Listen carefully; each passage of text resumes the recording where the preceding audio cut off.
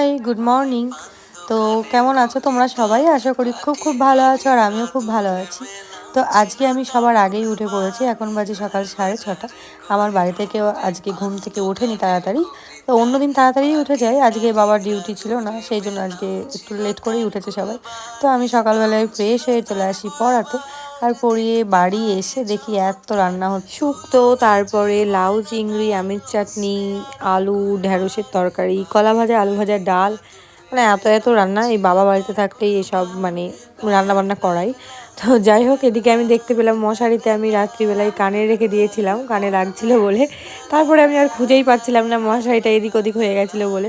তো অনেক কষ্টে যাই হোক পেয়ে গেছি। আর এখন যাচ্ছি আমি আর বাবা শিকারপুরে যুবসাথীর ফর্ম ফিল আপ করতে। যাকেই জিজ্ঞাসা করছিলাম সবারই শুনছি হয়ে গেছিলো, তো আমি লেট।